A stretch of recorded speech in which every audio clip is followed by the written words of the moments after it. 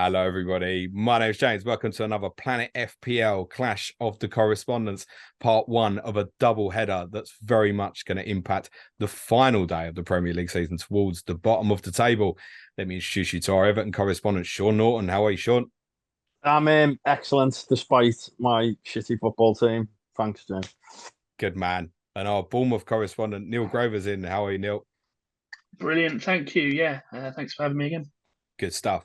We should clarify in the first instance, we are pre-recording this on Sunday evening ahead of Leicester's trip to Newcastle. When you hear this, that game will obviously be gone.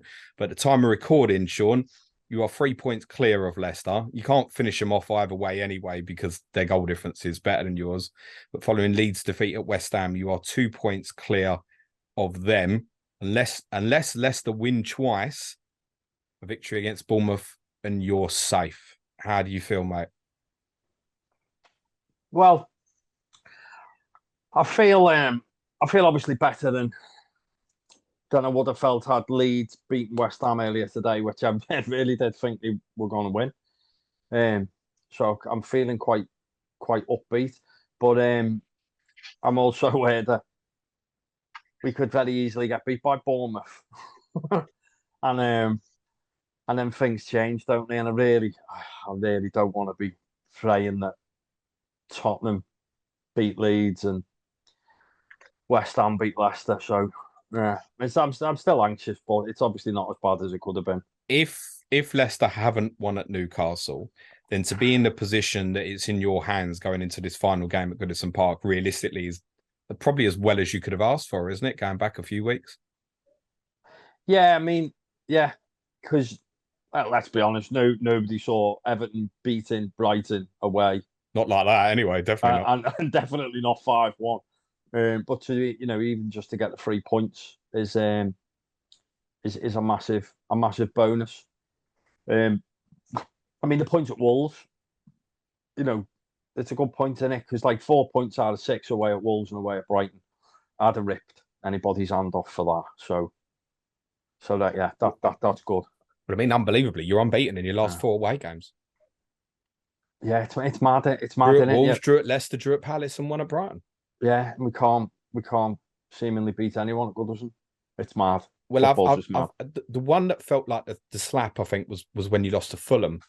In 31, where I think people were looking at, right, they feel like they're possibly on the beach. Got to go and win your home game.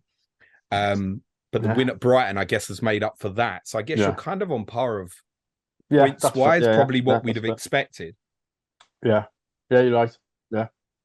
I mean, it's grim, isn't it? Like even if we beat Bournemouth, it's been a really bad season. It really does. I can't imagine that there's 3 worse teams than Everton. I really can't. Well, there might be, mate. It's a real light scratcher. I mean, hopefully we can do enough. But I do think the Bournemouth game's going to be really difficult. I mean, they only got beat 1-0, didn't they, by Man United? And that was at home. Your literal beach, Neil, where you are. Yep. Are you on it?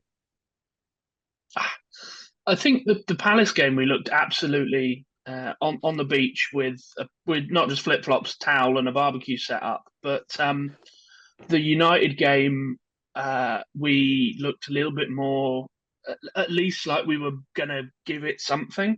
I don't think either team really got out of sort of second or third gear, but I think we showed enough that we're not totally just going to roll over for sort of belly scratches. But I mean, I'm not confident, but at the same time, it's amazing to kind of not care, for want of a better phrase. Like, it won't impact my thoughts of the season if we lose next week. You're going to hear a mad stat. So obviously you recently obviously lost to Chelsea, which I think gives us an indication that you might be, because no one else has been losing to. 50% of Chelsea's Premier League wins since game week 11 have been against Bournemouth. 40%. 2 of 5 wins have come against you, mate. The only other 2 games they've won since the World Cup should delight you, Sean, are against Leicester and Leeds. ironically. So they may have well helped you out a little bit.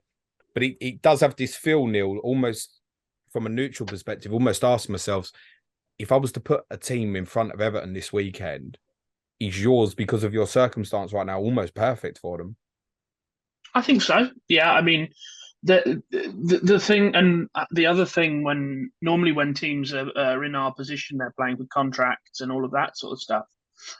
We don't have too much of that in the squad. There's sort of one or two, but I think most of which will be the club will have made up its mind on what's happening. The big sort of main one we're still waiting to hear on is Jefferson Lerma, but I can't think anything that he does or doesn't do versus Everton will impact that at all. So I don't think there's even that to fight for. Of course, from a fan's point of view, I'd love to see us win and take some momentum into next year. But I suspect we'll see a very different starting 11 in August either way. Is Lerma out of contract, is he? Yeah, he's the only major player that we've got left that's out of contract. The other one was Zamora, but we know he's leaving now to go to. Yeah, I mean, he's been kind of cast off for the last couple of months anyway, hasn't he? That's right. Is he going to Villarreal, is it? Or is he's going somewhere in Spain? Udinese, which is definitely nowhere near Spain, actually. It's in Italy. Yeah, so he's going to Watford on loan next season. Yes, of course. He's going to Watford on loan this year. Nothing dodgy between Watford and Udinese, as we well know. Was someone from Palace acting as a little undercover agent to maybe knock some sense into Jefferson Lerma to get him to sign that contract, perhaps, with Joachim Anderson's little jerk that I know you were quite unhappy with, weren't you? Yeah, I mean, I think I don't want to be too negative about it all, but I think it's fair to say we've been on the wrong end of more than our fair share of refereeing decisions this year, and VAR decisions as well, in more specifically. You could still finish 13th, Neil. Does that matter? Because I think it's roughly, is it about 2.5 million a place, is it? You're currently 15th. And we can drop as low as 16th, yeah. I think, if my maths is right. Yeah, that's as bad as it can get, mate. Yeah, so that's what, £7-8 million swing. So that's not even a player, which is mad to say. It's half a player, maybe. But, you've got things to consider in that of your FFP and all of that. I know we've got a very aggressively positive new manager or new ownership structure in place. So that 8 million, and then you do that over the 3 years, that is another 2 or 3 players, right? I mean, we have to clarify, as much as we're saying this might be a good fixture for Everton this coming weekend, we have to give you full credit for getting out of this, because we have to be honest, everybody did write you off. I wouldn't say I wrote you off, but I thought you'd go. There's no point lying about it. When you released that video the other week with all the people who had said no chance, I was half expecting my head to pull up on it at some point. Certainly me or Suj could have been in that video. So you deserve massive credit. And I know you think Gary O'Neill should be one of the nominees for Manager of the Year, don't you? I think he's earned it. And, I've got to hold my hands up. Obviously, when I spoke to you in the past, I thought it was time for a change. I think he's still got weaknesses as a manager, but outside of maybe 2 or 3, every single manager in the Premier League does. And I think he's really grown into the role. The fans have clearly embraced him now. So I don't see a situation where there's any sort of change or anything over the summer, which is nice when you're at a club in our position. And I mean, the fact that what he inherited from Parker, the comments that he inherited from Parker, and some of the performances, particularly since about February, that sort of March run we went on, was incredible, really. And the fact that we were safe, mathematically safe with 3-4 games to go, we were practically safe 5 or 6 games. Was incredible. Yeah, no, it's an amazing achievement. I take it you'd be happy for him to lead you into next season. Yeah, I think, and it would take someone of incredible pedigree to stand up and go, I want the Bournemouth job, which I just don't see happening, for me to want a change right now. Okay. But Sean, if we're preempting this, If Leicester have lost at Newcastle, in theory, a draw against Bournemouth is enough, isn't it? Yeah, and I think your boys would have to get spanked by Leeds by about I 3 goals, wouldn't it would be a 3-goal swing, which it? And I I wouldn't credit. I wouldn't put it past us. This is not impossible. But Yeah, do you think there's a circumstance that you play for it? I don't think you can. Can you? I was talking about this earlier today. I'm not sure whether. I'm not sure. Weirdly, whether I prefer having to win, because I think there's something about footballers when they know that a draw's enough, that it just seems to negatively affect their performance. I mean, obviously, if they're winning and they say it's 2-1 and there's 10 minutes to go, then if a draw's enough, fine. You're not quite as nervous because you've got to concede two. Yeah, it would be helpful, yeah. But I don't know, because it's like a lot of football teams, you sort of like, we went to Leicester and I was quite surprised how attacking we were, because we were trying to win the game, weren't we? And we were open to the counter attack, and I was having kittens watching it, because you give him Vardy the space he wants to play in, and he did get a goal like that, but we were penning them back because we were trying to win the game. And so if we're at Goodison and we're just sort of sitting back and inviting Bournemouth on, it only takes one ball in the box, doesn't it? And someone gets on the end of it. So I'm not sure it's the best way to be. I've been here before as well, where we've a draw was good enough. Against Coventry all those years ago. Yeah, I was thinking of the two. Obviously, the Wimbledon you had to win. Yeah, was in 94. Yeah. Coventry, it was 98, was it? Yeah, when I think you so, thought you thought prior to the game that you may have to win, but it became clear during the game that a draw was enough, I think, if I remember correctly. Yeah, because remember, if you'd won, you were definitely safe. But then the situation occurred because Bolton were losing. If Bolton could get a draw at Chelsea, then a draw was still all right for you, I think. And they scored with about 4 minutes to go, didn't they? Yeah, it's just horrible. It's just horrible. I don't know. I think for the players, it'd be better actually having to win, maybe. But it's just going to be horrible. I don't even want to think about it, because it's just going to be absolutely horrible. I just hope your team turn up and have a good game. I also hope my team turn up, but I can't give you any promises. And look, again, we must clarify, we are pre-recording this. You might be going into the game, if Leicester have won at Newcastle, you might be going into the game 18th. Which at the time we're sitting here, like, can we see Leicester winning at Newcastle? No, but you've just said about yourselves at Brighton, right? Yeah, exactly. I'm sure you weren't. Exactly. I'm sure you weren't walking around the pubs in Merseyside on the weekend going, "We're going to destroy Brighton on Monday." No, I was predicting like 5-0 wins for Brighton. You weren't alone, I promise you, mate. And it was a stunning performance, by the way. You were outstanding. I referred to it as arguably result of the season because of its shock factor to it and the amount of chances you created on the break.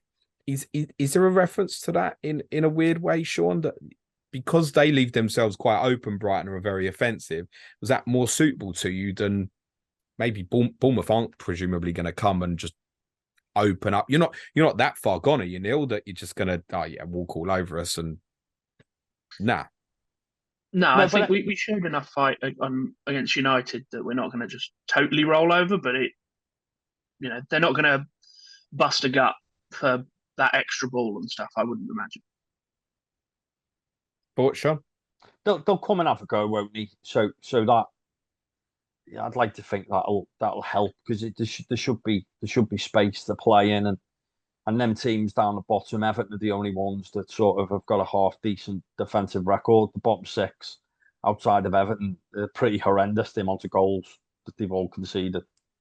I want to say, have you conceded less than my team? I think you might have. We have, yeah. 50. I think you've conceded 60 odd. We've conceded 57. It's only happened twice before in the Premier League that a team scored over 60 and conceded under. And it's Tottenham this year. Yeah, and it was Tottenham in 07-08 as well.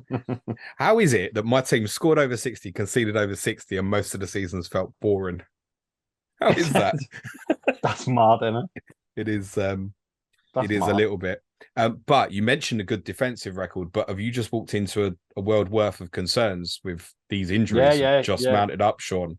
Yeah. And I've said all season, haven't I, that, if we're not that good when everyone's fit, but if we get a few injuries, we're really struggling. And the game against Wolves sort of typified that. The fact that Michael Keane ended up at right back and at centre forward, so we haven't got many options at left back and right back, and God, we haven't got much up front, have we? Let's be honest. I mean, has Mikalenko got a chance? Because my understanding was he probably got a chance for Sunday. Yeah. I think he'll play. I think he was quite close.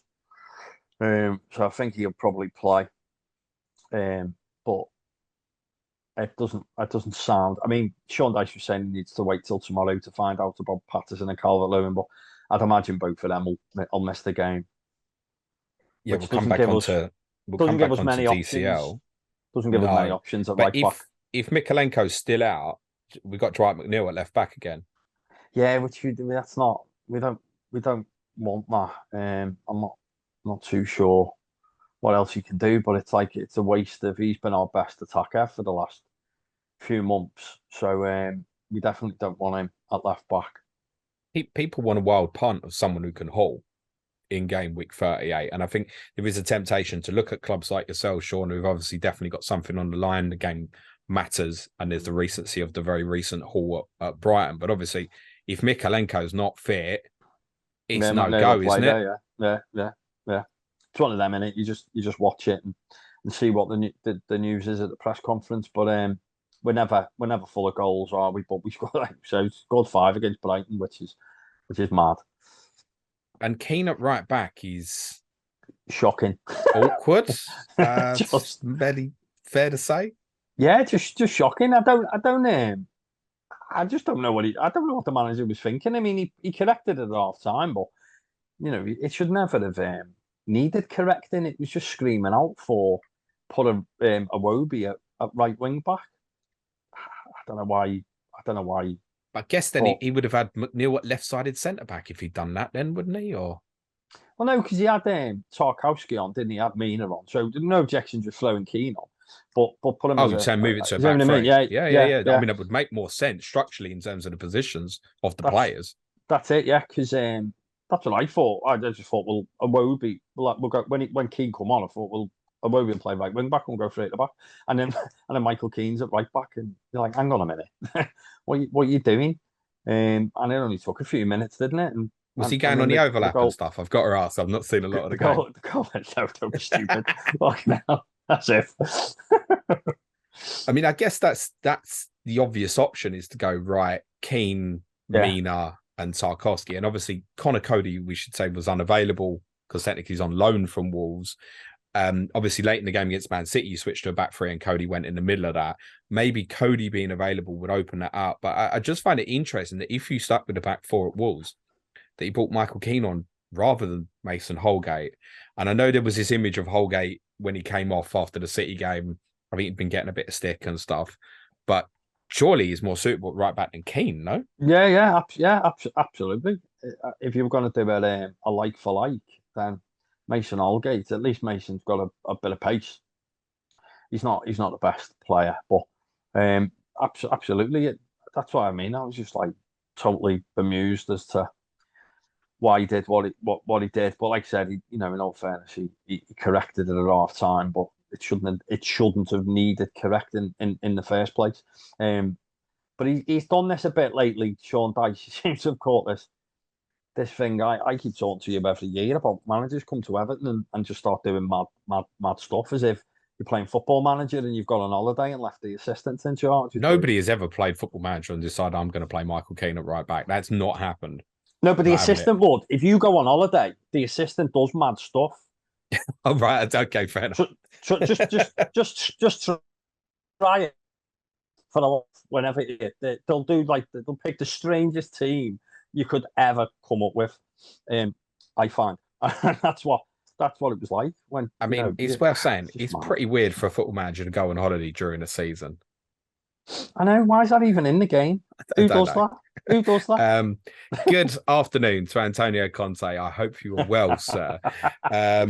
If Mikalenko and Patterson are both out, Sean, who do you think would play at right back, or do you think you'd play a back three? I think he should play Holgate. But then why didn't he bring him on at Wolves? Doesn't I know, but I think he'll. I can't. You can't play Fleetwood back at home to Bournemouth, can you? I don't know. Maybe you Neil, will. you look Maybe to expose that? Who do you think will play left wing for you? That's it now. So it was Anthony at the weekend. Yep. There's a few options because he may look. I think what we're in at the moment is full on experiment mode. Yep. Like he played Mepham at right back against Palace, didn't work, so that's fine. We obviously saw Brooks return and have his first start in I think it was 600 days, 550 days, which is obviously brilliant. Yeah. So I think you've got the options of Anthony and Ouattara. Either or, if your right back is keen, we'll feast. Especially Ouattara with his pace. Or is the other option to go to a back three and play Vina at left wing back? Is that? It feels like it's been I know it's been a back four the last number of games, but if you're in experiment mode, maybe that's something to try again. Yeah. No, and it's worked. I mean, particularly away, and Vina is very aggressive as a left wing back.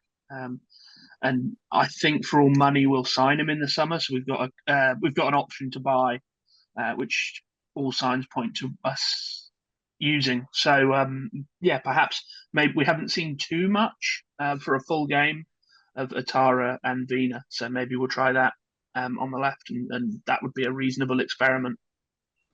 What would you say, Neil, to those who own Dominic Solanke? I mean, if you've got him at this point, I mean, you may end up in a situation because we're a counter-attacking with pace team where perhaps we're in let's say Leicester do win tomorrow and we're in a situation where Everton do need to win. They're going to have to attack us, right? And that's when a Solanke or someone may get some joy, right? So if you've still got him, I mean, I don't think you're moving him on now. What about as a punt to buy? I don't hate that either. I don't see a situation where Solanke isn't playing. At least most of it. I know he brought more on for a little bit last game, but I do wonder if that was in part as a sentimental piece, because I suspect more might be one of the pieces that we move on in the summer. But I think he would be a really decent option still. I think all of the reasons that he's been a reasonable buy throughout this season are still going to be applicable on Saturday. I do think we will try and end on a high, and if anyone's involved, it's likely to be him. Billing was ruled out last minute against United. I think there's some undisclosed last minute issue there, so probably won't risk him. So Solanke is going to have to do it. I think he's still going to be the main man offensively for us. Any love for Ryan Christie? Lots of love for Ryan Christie. I just don't think that feels like the midfield one to punt if people wanted to. Like that right now, if McNeil's going to play left back, Christie feels like a better bet almost. Yeah, I mean, the only worry that I have with him isn't so much Billing, but again, because we're in that weird experimental piece, he might do something like put like Brooks more central or something like that. Christie has been pretty much nailed this whole time, so I do wonder if maybe something might happen there. But that would be. I mean, it's anyone's guess with those. But I think Solanke is I'd be very surprised if he doesn't start. And then the central two midfielders, but there's not going to be much interest there. Okay. So invested in Bournemouth, in your opinion, if people want to do it for the 1 week punt, is a no largely, is it? Unless people have got the right solution. Maybe people have got Alvarez if they hear late that maybe he's not in the Man City team on Sunday. Look at Solanke at a similar value if you're short of money. Otherwise, probably a no there for you think, yeah? I think certainly in the midfielding options, what could be, like you said, if there is Solanke is the easy one to move on to. I also think that Neto might still be an option as well. There's every chance that flipping the script the other way, like you said, and Everton need a draw, that everyone just passes it around, and maybe they take a few pot shots and Neto gets a clean sheet. So Are that you wouldn't surprise suggesting, me. Neil, that you could collude with Everton to get Everton the result that they require? No, I'm just saying that I don't think, if it's a 0-0, I can't see our players wanting to risk getting injured. Isn't there some, and I think there's probably Bournemouth people know this, and Leeds fans know this. There's a bit of a rivalry between Bournemouth and Leeds because of something that happened a very long time ago in Bournemouth. Yes, the Battle of Bournemouth. So I think there's been a few instances where we've been with some other fans. I think there was one that springs to mind was a playoff with Huddersfield Town a few years ago, where the entirety of both stadiums ended up singing "We All Hate Leeds" for different reasons, and I think both having a reasonably fair reason to do so. How long ago did this event happen in Bournemouth? 33 years. Okay, so it's a long time ago, but it was pretty bad, right? Yeah, it caused a lot of damage, and a lot of people in Bournemouth, their livelihoods got wrecked for a long time. And this was the early May bank holiday. So obviously that's peak go time for Bournemouth as a town, and they caused a lot of damage. So would it be fair to say that Bournemouth fans would rather that Everton stayed up than Leeds? Yes. Okay, that's interesting. Sean, moving on. A lot of people were penciling to buy DCL this week. Should he get the all clear on Friday? Is that still advisable or not? Because I guess this is probably a little bit. I feel like Sean Dyche has been really, really careful with Dominic Calvert-Lewin, and it's been to your benefit. In the sense that he hasn't pushed him too hard and fast. When I look at his performance at Leicester and Brighton, for me, I thought it was great, really good. Looked like DCL at his best. But with one game to go, you take the chance here, don't you? If he's 70-80%, he plays, doesn't he? Yeah, but I can't. It was his hamstring, I think. Was it? Yeah, so I can't. I just can't see him. Can't see him being fit because you can't see him being anywhere near in a condition to just throw him in. But we'll find out soon enough. I think probably more to the point, probably can't see Sean Dyche coming out on Thursday or Friday whenever his presser is and going, he's fine. He's starting Sunday. Like that. Yeah. That's not going to happen, is it? No. So, Damari Gray. Is that who do you think will play through the middle? Yeah. I don't know. I would, but I'm not Sean Dyche, obviously. Because he's been bringing Mopé off the bench, which doesn't make any sense, but he has. So I don't know whether he starts Mopé in the hope that there's things happening we're dominating the ball, and there's things happening around the box, and he can take a chance. But personally, I'd play Damari Gray. I think it'll be an open game because there's no why are Bournemouth going to come and defend? They don't play like that anyway. I don't think. But obviously Neil knows better than me. In away games, that you know what I mean. So I think they'll come and have a go because why not go to Goodison and try and end the season by winning? So I can't see them just sitting in. I think they'll come and have a go, which, like I say, hopefully will actually help us because there'll be space to counter attack, and so Damari Gray I think would make more sense than Mopé, but I don't pick the team sadly. If someone said to you, Sean, and let's assume this is now and with the team news we've got, if someone says, Sean, I'm desperate to punt an Everton player this week and not laugh, I've got to have one, who would you tell them to get for the one game? I don't know. It's too there's too many doubts, isn't there? Be McNeil.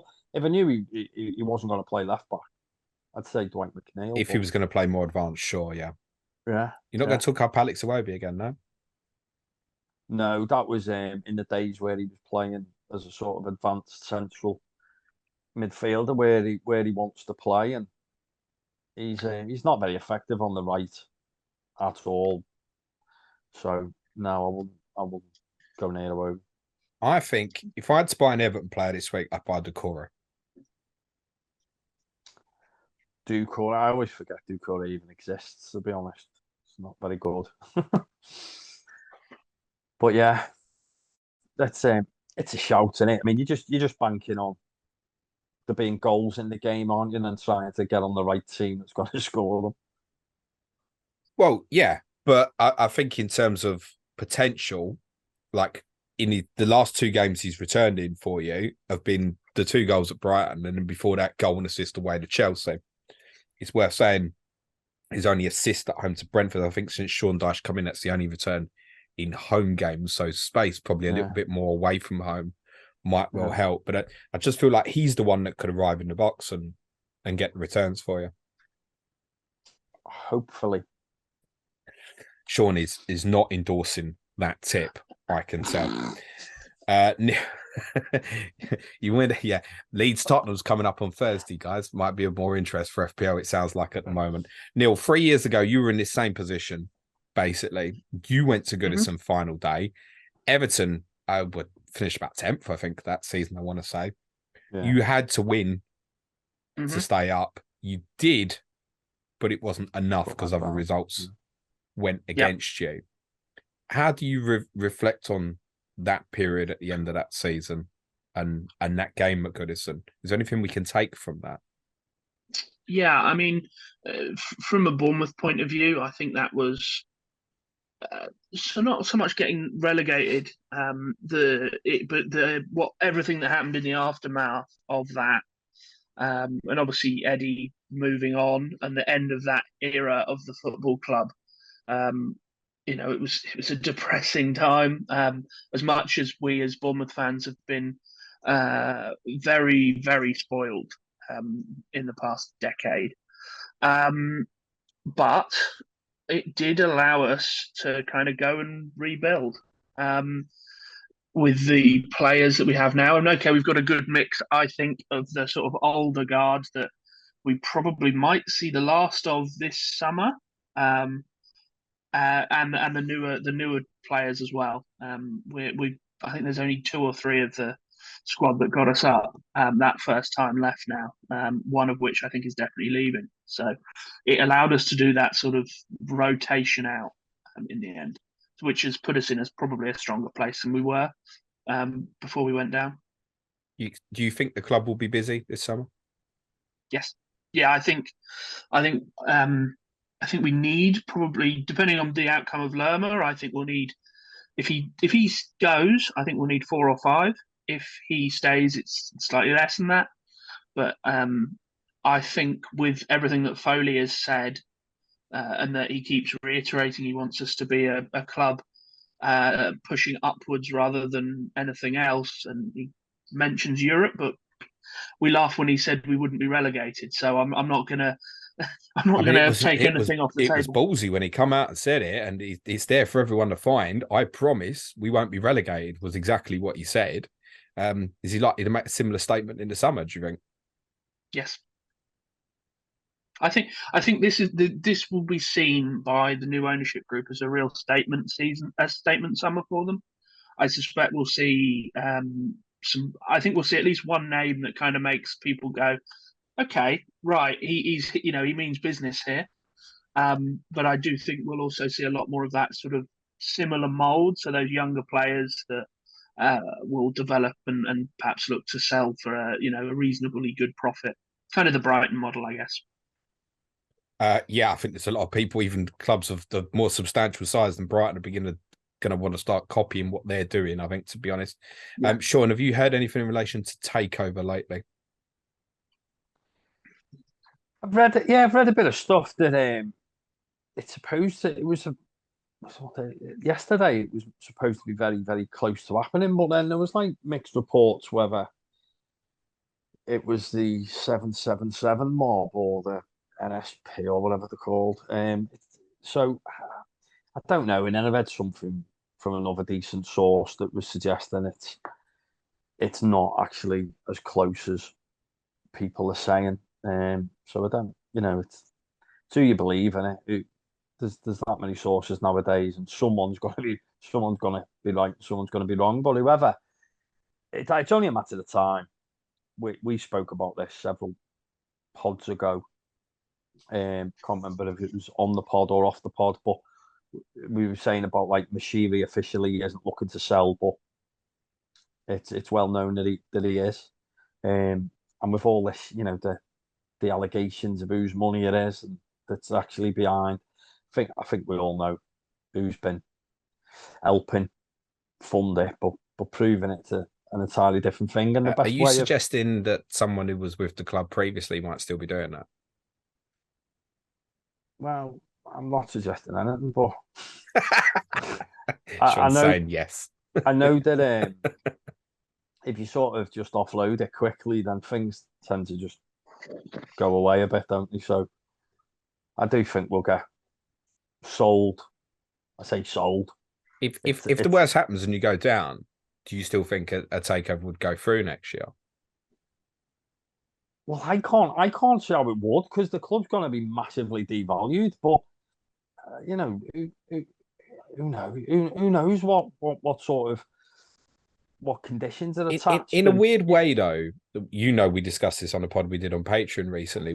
We said that even if Everton did go down, yeah, obviously clearing the problems and abiding by FFP is going to be a bit of a struggle for a bit.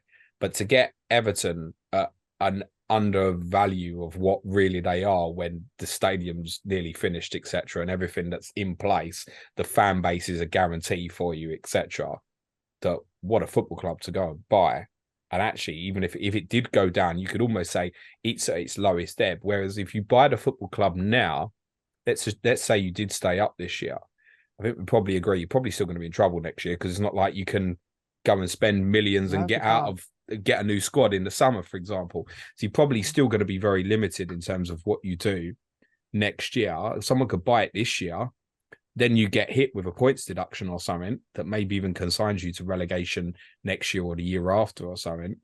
And then you've bought it up more than its value. So if it goes down, you've almost buying it at the right time in a roundabout way. That's the only thing I would add to that. Yeah, no, I agree. It's like it happened with Villa, didn't it? It's like trying to get something that's, you're getting it at rock bottom price, aren't you? Yeah. But its potential is massive, because these guys don't buy football clubs for the actual name on the badge, do they? They buy it for the opportunity. So, buy it low, own it for a bit, and then sell it high, make a load of money. So that would be. You've got to imagine these people have negotiated some sort of reduced price, because I don't think Farhad's stupid enough to think he can get the same sort of money if we go down. But it's so scary getting relegated and then not coming back up at the first time of asking. When you have a look at how the finances work and how much harsher the sort of championship equivalent of profits and sustainability is. It's quite, it is frightening what sort of things Everton could be hit with. But equally, if we stay up, it sort of scares me, because the amount of losses that we still generate when we don't spend a lot of money and we're dependent on player sales. We've got you very kindly give us 60 million for Richarlison. Now, if you look at the books without that, you told me he was good, by the way. Well, you've got to play him. Yeah, this doesn't look good. It doesn't look great when he does. You got to give him a run, like. I'm prepared to give Richarlison another year. Let's go with that. It is a bit of a head scrap, because he still hasn't scored, has he? Yeah, against Liverpool, and Sean, he's been booked more times for taking his shirt off, celebrating goals disallowed, than he's actually scored. Mm-hmm. Yeah, he likes doing that for 60 mil. Don't worry, we'll probably give you some money for Jordan Pickford this summer as well, mate.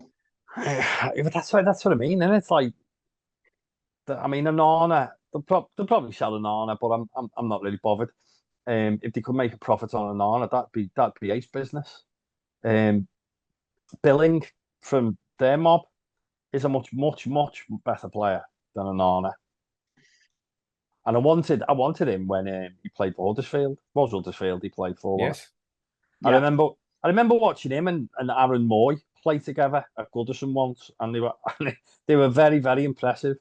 And I kept an eye on both of them after that. And that Phil Billing's definitely better than Onana. Philip Billing worth 40 million, Neil? I think we probably want more than that right now. Which is, again, don't tell bizarre Such. He to doesn't say, think Ivan Toney's worth 80 million, mate. Don't tell him. but he's actually one I think will to keep an eye on this summer. He's I presume you don't mean Ivan Toney. No, I mean, he's going to have a lovely 8 months. But Billing, as he's out of contract next summer. So, okay. So he could I be think on the move. I wouldn't be totally shocked if we sold him for, we bought him for 15 million or something. So I think I wouldn't be so shocked if he was in that sort of 40, 45, 50, just because he's a player like him. Some people are going to laugh at that, Neil. You know that. I'm sure they will, but he's a proven now Premier League asset. He's a bit of a unicorn in that he's an attacking, creative midfielder that actually scores goals and creates, and has shown it several times for different clubs now in the Premier League. And he's still young and capped internationally. I mean, there's not that many of them around. No, fair. Sean, you've heard the value. You won't be buying him, mate. I don't think we'll be buying anybody. Sean, I wish you the very best of luck on Sunday, mate. I'm going to ask you to predict, before you predict the Everton Bournemouth game, I'm going to ask you to predict the Leeds Tottenham game. Oh, stop it. I think Leeds will win 2-1. Why did I think you'd say something like that? Go on then, predict your game Sunday. Oh, I can't fucking. I don't think we'll win. I don't think we'll win. Oh God, I can't take us to get beat, can I? I do think we'll get beat. I'll go 2-2. I think it'll be 2-2. That's going to be some proud trousers if Leeds are winning as well. I know. Under that circumstance, Sean, unless Leicester win twice, 2, yeah, should be enough. Stay up for another season of shit. Great. What's the difference? How many points clear are you, Leicester? 3 points, isn't it? Yeah. So let's say sorry if Leicester have lost at Newcastle. We need them to lose, don't we? Yeah. Yeah. Well, it almost feels like if Leicester have drawn at Newcastle, it almost makes it perfect for the end. Not for you, obviously. Neil, go on, give your own prediction for it, mate. I can't ever predict us to lose, although I think we might well do. So I think I'll go for. I don't want to pick the same. I'll go 1-1. I tell you my sneaky on this, Sean. My sneaky is if word comes through that say, obviously if Leicester are kind of out of the reckoning, if word comes through that say Tottenham are winning comfortably at Leeds, I think you'll win as well. But I think if it's like nervy, I think it will make it worse for you. I mean, to be honest, the more important result out of the two anyway would be Tottenham beating Leeds and taking it out your hands and stressing for it. Although you're obviously still going to need to get something because Leicester could beat West Ham, could still go that way. Yeah, I don't think you get beat though, Sean. Well, I hope so.